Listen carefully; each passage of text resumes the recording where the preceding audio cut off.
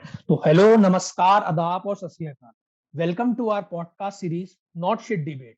यहाँ मैं राहुल और मेरा दोस्त आकर्ष एक पॉडकास्ट सीरीज करते हैं जहाँ हम वेरियस टॉपिक्स पर प्योरली फैक्ट्स बेस्ड डिस्कशन या चर्चा करते हैं।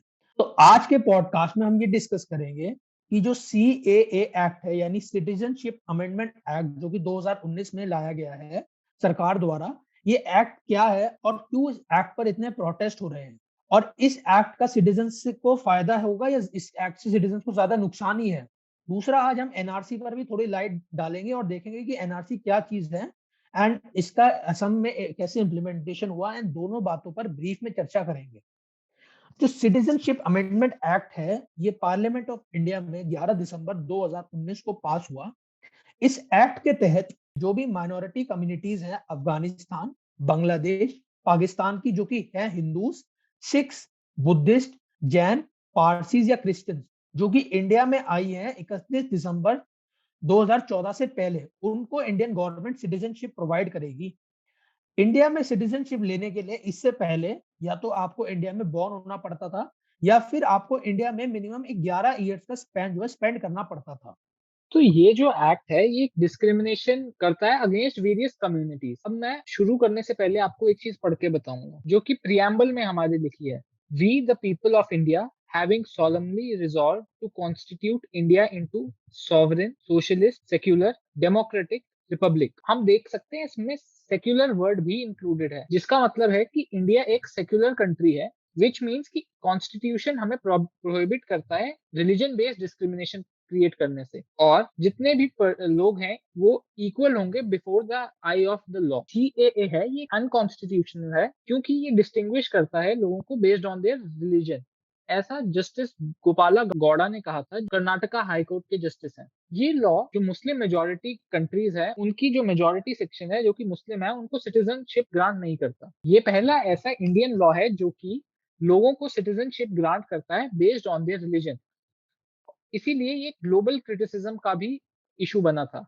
The office of United Nations high commission for human right OHCHR ने इसको फंडामेंटली डिस्क्रिमिनेटिंग कहा है, और ये भी ऐड किया है कि आप अपने जो परसिक्यूटेड ग्रुप है उसको आप प्रोटेक्ट कर सकते हो, बट इसका ये मतलब नहीं है कि एक पर्टिकुलर रिलीजन के खिलाफ डिस्क्रिमिनेशन क्रिएट करो सोसाइटी में। इंटरेस्टिंगली इंडियन गवर्नमेंट ने ऐसा कोई भी प्रोविजन नहीं बनाया जहां हिंदू रेफ्यूजीज जो कि श्रीलंका से आ रहे हैं, या जो माइनॉरिटी सेक्शन है पाकिस्तान में जैसे कि जो अहमदीज है या रोहिंग्याज हो गए म्यांमार में, या जो हजारस है जो कि एथनिक माइनॉरिटी ग्रुप है अफगानिस्तान का, या जो हिंदूज जो प्रोसिक्यूशन फेस कर रहे हैं बर्मा जैसी कंट्रीज में, उनके लिए कोई भी प्रोविजन नहीं बनाया उनको सिटीजनशिप ग्रांट करने का।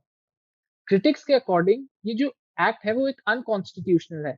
इवन ऑपोजिशन पार्टीज ने काफी प्रोटेस्ट किया। आर्टिकल 14 हमारे इंडियन कॉन्स्टिट्यूशन का ये गारंटी करता है कि सभी सिटीजन इक्वल हैं बिफोर द लॉ। तो फिर इस एक्ट के आने के बाद जो मुस्लिम्स है उनको एक सेकंड क्लास सिटीजन की तरह ट्रीट किया जाएगा इंडिया में, और जो नॉन मुस्लिम है उनको प्रेफरेंस दी जाएगी। तो हम ये देख सकते हैं कि कैसे इस एक्ट में डेलिबरेटली सिर्फ कुछ पर्टिकुलर माइनॉरिटीज को मेंशन किया गया है, और ये ऐसा पहली बार हो रहा है इंडिया में कि रिलीजन के बेसिस पे सिटीजनशिप ग्रांट की जाए किसी कम्युनिटी को। तो जो सीए एक्ट है, ये has nothing to take away from any community. इसका सिर्फ एक मकसद है कि जो सिटीजनशिप दी जाए Hindu, Sikhs, Christians, Jains, Buddhist और बाकी कम्युनिटीज को जो अफगानिस्तान, पाकिस्तान, बांग्लादेश में रिलीजियस परसिक्यूशन फेस कर रहे हैं, यानी रिलीजियस डिस्क्रिमिनेशन फेस कर रहे हैं। हम सब जानते हैं और ऐसी रिपोर्ट्स भी आती है कि ऐसे यंग हिंदू और सिख गर्ल्स को इस्लाम में कन्वर्ट किया जाता है, उन्हें इस्लाम को प्रैक्टिस करने के लिए फोर्स भी किया जाता है। तो अगर हम ऐसे सिटीजन्स को सिटीजनशिप देते हैं तो ये कम्युनिटीज जो है इंडियन लॉ के अंडर प्रोटेक्ट हो जाएंगी। अब मैं बात करूंगा कि इस एक्ट को लाया क्यों गया, इस एक्ट के पीछे गवर्नमेंट का क्या मोटिव था। सबसे पहले इस एक्ट के थ्रू गवर्नमेंट एक सर्वे कर पाएगी इलीगल इमिग्रेंट्स का जो इंडिया में रह रहे हैं बिना बिना किसी डॉक्यूमेंटेशन के। इससे क्या होगा, गवर्नमेंट एक प्रॉपर रिसोर्स मैनेजमेंट कर पाएगी जो कि एक सस्टेनेबिलिटी में हेल्प करेगा। दूसरा, जो सीएए एक्ट है वो किसी भी इंडियन लीगल सिटीजन को एक्सक्लूड नहीं करता, बल्कि एक रिस्पेक्टेबल रिस्पेक्ट देना चाहता है सोसाइटी में, सिटीजनशिप प्रोवाइड करना चाहता है इन इन कम्युनिटीज को जो कि अफगानिस्तान, बांग्लादेश और पाकिस्तान में रिलीजियस परसिक्यूशन फेस करके आए हैं। इंटेलिजेंस ब्यूरो के रिकॉर्ड्स के अकॉर्डिंग जो इमीडिएट बेनिफिशियरीज होंगे इस एक्ट के वो 31,000 लोगों के अराउंड होंगे, जिसमें से 25,500 हिंदूज होंगे, अराउंड 6,000 सिख्स होंगे, 55 क्रिश्चियंस, 2 बुद्धिस्ट और 2 पारसीज होंगे। अब मैं बताता हूँ कि एक्ट के आने से काफी सारे जो रेफ्यूजीज थे जो इंडिया में रह रहे थे उनको कैसे फायदा हो सकता है। जो हिंदू रेफ्यूजीज थे जो असम में रह रहे थे 1960 से रेफ्यूजी कैंप में, और जिनको अभी तक इंडियन सिटीजनशिप नहीं मिली है, तो उनको इस एक्ट से काफी फायदा होगा। न्यू दिल्ली में अबाउट 600 रेफ्यूजीज रह रहे हैं पाकिस्तान से, वो भी इस नए एक्ट को काफी ज्यादा सेलिब्रेट कर रहे हैं। जो सिख रेफ्यूजीज रह रहे हैं जो अफगानिस्तान से आए थे 30 साल पहले, उन्होंने भी इंडियन गवर्नमेंट को थैंक किया for amending the citizenship law. तो हम देख सकते हैं अगर हम सिटीजनशिप एक्ट को लाते हैं तो काफी सारी कम्युनिटीज को फायदा भी होगा और इससे काफी सारे लोगों को फायदा हो सकता है। इस लॉ के आने से जो इलीगल इमिग्रेशन है नॉर्थ ईस्टर्न स्टेट में वो बढ़ने लग जाएगी। इलीगल माइग्रेशन कोई नई सिचुएशन तो है नहीं नॉर्थ ईस्टर्न स्टेट्स के लिए।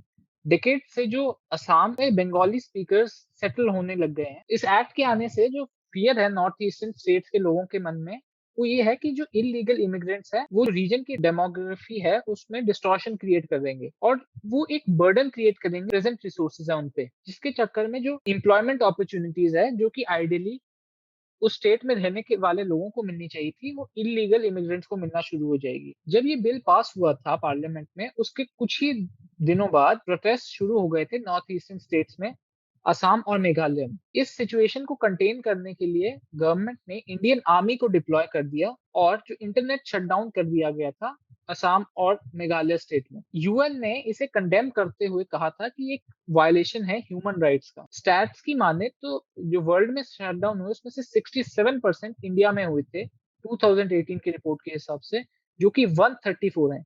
ये हाईएस्ट शटडाउन है जो कि किसी भी कंट्री ने किए हो ऑन इंटरनेट। 12 दिसंबर 2019 सीआरपीएफ के जवान हैं, उन्होंने पराग न्यूज जो कि एक लोकल टीवी चैनल है असम का बेस्ड इन गुवाहाटी, उसके स्टाफ पे अटैक किया, लाठीचार्ज की, क्योंकि वो प्रोटेस्ट कर रहे थे। असम के लोकल न्यूज़पेपर ने ये भी कहा कि जो वायलेंट इंसिडेंट्स है ड्यू टू द प्रोटेस्ट वो बढ़ने लग गए हैं। असम और त्रिपुरा में काफी सारे कर्फ्यूज भी लगाए गए प्रोटेस्ट के चलते और इंडियन आर्मी को डिप्लॉय किया गया ताकि वो प्रोटेस्ट को कंटेन कर पाए। असम पुलिस ने ऑल असम स्टूडेंट्स यूनियन के एडवाइजर और जनरल सेक्रेटरी को भी डिटेन किया और हजारों प्रोटेस्टर्स को डिटेन किया क्योंकि वो एक रैली निकाल रहे थे against citizenship amendment act. RTI activist और पीजेंट लीडर अखिल गोगोई को भी अरेस्ट किया गया था असम में, क्योंकि वो उनपे ये एलिगेशन लगाई गई कि वो वायलेंट प्रोटेस्ट कर रहे हैं सीएए के अगेंस्ट। कुछ ऐसे ही प्रोटेस्ट त्रिपुरा में भी देखे गए थे जहां हजारों की संख्या में लोग इकट्ठे हुए थे। बीबीसी की रिपोर्ट के हिसाब से यहाँ भी आर्मी को डिप्लॉय किया गया